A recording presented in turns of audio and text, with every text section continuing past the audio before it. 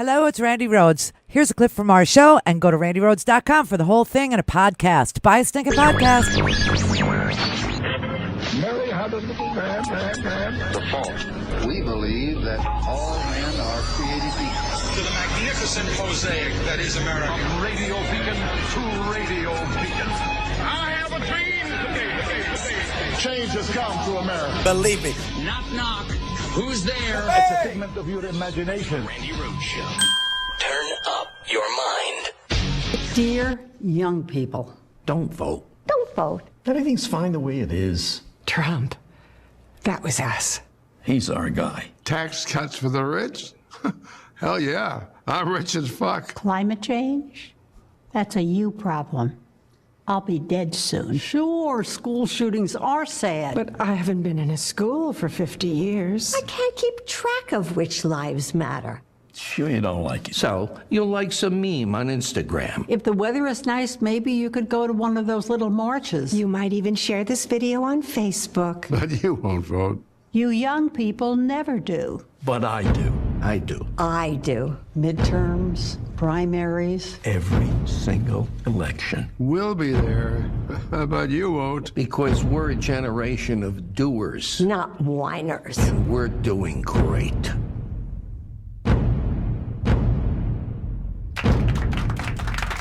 That has to be the best get out the vote ad I've ever seen in my life.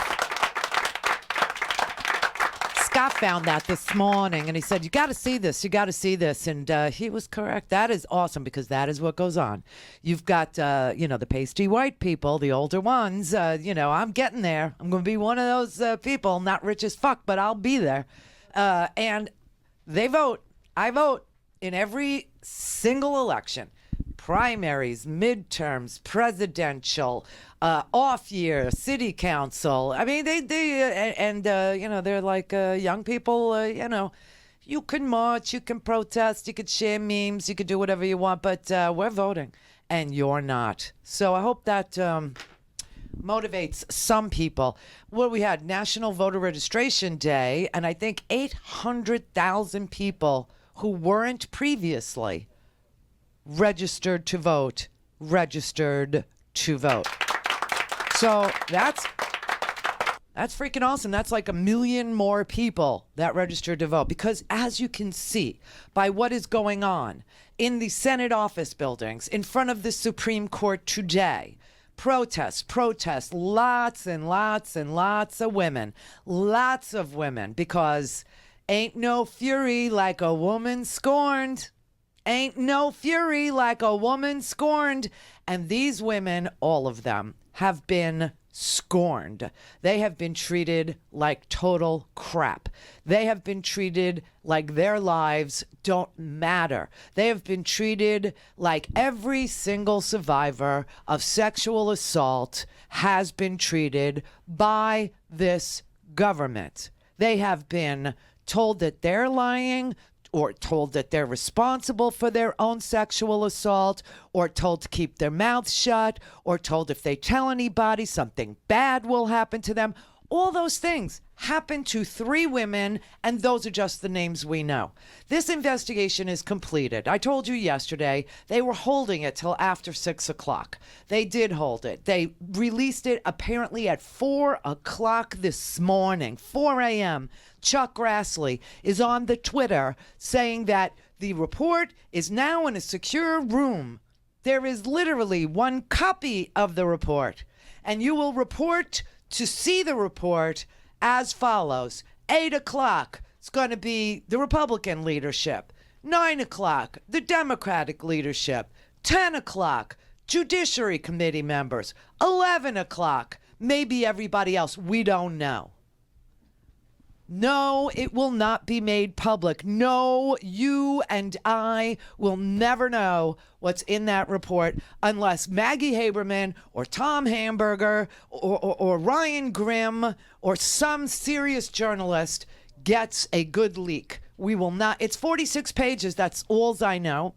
They talked to Debbie Ramirez in her lawyer's office. That's all I know. They did not talk to any of the 20 corroborating witnesses that she said she had. They did not talk to Jamie Roach, who was Cavanaugh's roommate. They did not talk to Elizabeth Raysor, who was Mark Judge's girlfriend, who said Mark Judge confessed to her that he gangbanged women, or at least, he thought he did. They didn't talk to Miss Swetnick. They didn't talk to, this is shocking, they didn't talk to Dr. Christine Blasey Ford. How do you know what else she had? All we had was a prosecutor hired by the GOP named Rachel Mitchell questioning her for 5 minutes.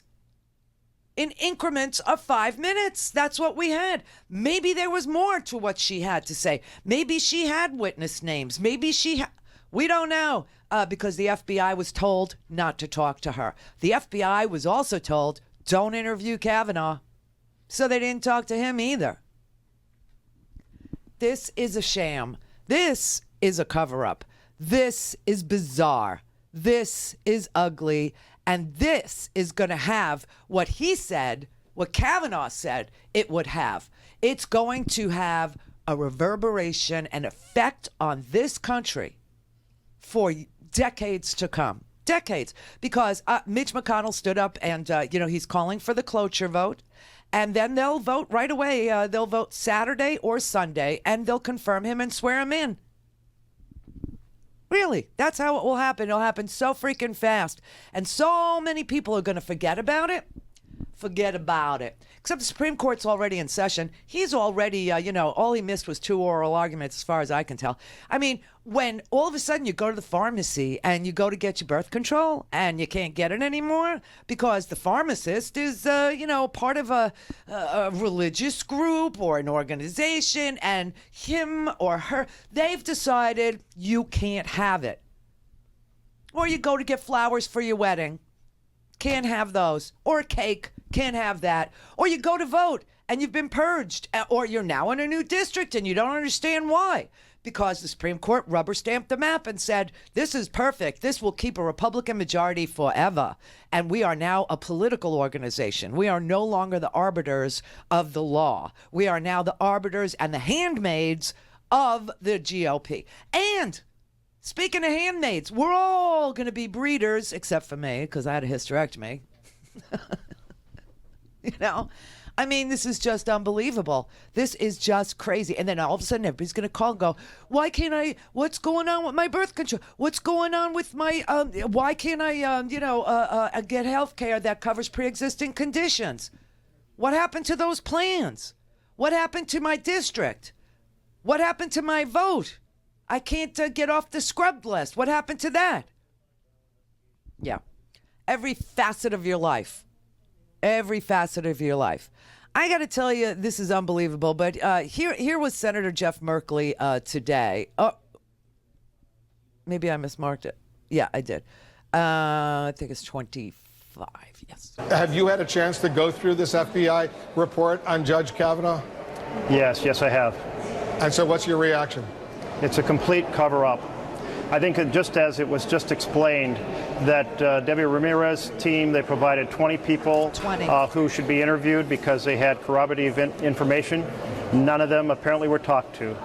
We have Dr. Ford, who provided 8 names. None of them were talked to. 8 names. This was a cherry picking of a few individuals to pretend to do an investigation. This is a complete embarrassment on the reputation of the FBI. And if they did this at the direction of the president, then it's a massive abuse of fairness and justice towards these women who came forward to share their experiences. What do you say to that there's nothing new to learn there? Well, there's nothing much new to learn. There are a few details, but nothing much new to learn because they didn't look for information. If you don't interview any of these 28 individuals that these 2 women suggested should be interviewed, then you're going to learn nothing. In other words, they only talk to people in an effort to have a very, very narrow conversation with individuals that they felt would build their case rather than present any information. Seriously, dude, gotta tell you, she had 8 more names for the FBI, and this is Christine Blasey Ford, and they did not take any of those names from her. There were 20 names that Ms. Deborah Ramirez provided. They didn't talk to any of her witnesses. Jamie Roach, who was Cavanaugh's roommate, he was never contacted by the FBI, and he gave a very wide-reaching interview last night on CNN. Brett, having been interviewed by the FBI, backgrounds done on 5 or 6 occasions prior to this, and it struck me that I was his freshman year roommate, and if you wanted to know how somebody behaved in college, which is a time where, especially that transition from high school to college, where people are likely to have done something that expressed something that might have been a problem, that they would have contacted me, right? 5 or 6 FBI interviews. Now, I started talking to friends. I said, well, is this just sloppy work, or why would somebody not contact a freshman college roommate, his only freshman college roommate, to try and figure out what this guy was like? And this person was quick to say, listen, the FBI are good. They're good guys. They take it very seriously. They do the work that they're told to do. If they didn't contact you, it's because whoever was doing the background check wasn't interested in what was going on at that time. Damn. So, Jamie Roach, who was one of the first people to say that he knew Debbie Ramirez in college, and he was Brett Cavanaugh's freshman year roommate. Freshman year was the year that Debbie Ramirez is, remember, Debbie Ramirez says that Brett Cavanaugh was wildly drunk at a party and that they were teasing her, they slipped her something. This is all about Quaaludes. I just hope you know that. And you want to know what's so offensive to me about this being about Quaaludes? Is if these guys weren't like sons of bitches, if they weren't, cowards, afraid of rejection, if they weren't, pasty, white, entitled pricks, they could have told a girl that they were going to give her a Quaalude and what it would do to her. And she might have said, okay, let me try it, and they would have gotten the same result. Because Quaaludes made you not care. You'd get in a pile. I used to say you'd screw a doorknob. It was like the most amazing thing in the history of the world. But to sandbag somebody with a Quaalude, which is what they're accused of doing, this whole crowd, of putting them in red Solo cups full of, punch with grain alcohol already in it, for God's sake, and then slipping a Quaalude into that and giving them the cup to drink and sandbagging them. Well, of course, all of a sudden they started feeling very disoriented and very woozy and like out of control. And oh my God, what is this? Because Quaaludes were so freaking powerful. But you see, if they weren't a bunch of cowards, they might have told a girl. They might have told her what it would do. And she might have said, all right, I'll try it. And they would have been able to, do whatever they wanted, because she would have then been in agreement. But oh no, they had to drug them and push them into bedrooms and tear off their clothes. So this particular time, Debbie Ramirez says, and she knows where and she knows when, it was a soccer party in Lawrence Hall. They drugged her and they started teasing her with a dildo. And then Brett Cavanaugh whips his out and tells her to kiss it. And there are 20 witnesses. 20. Now, Jamie Roach knew Deborah Ramirez, and he heard about this, and so did a whole host of others who today are speaking out. Oh, my God. Go to RandiRhodes.com for the whole thing and a podcast. Buy a stinking podcast.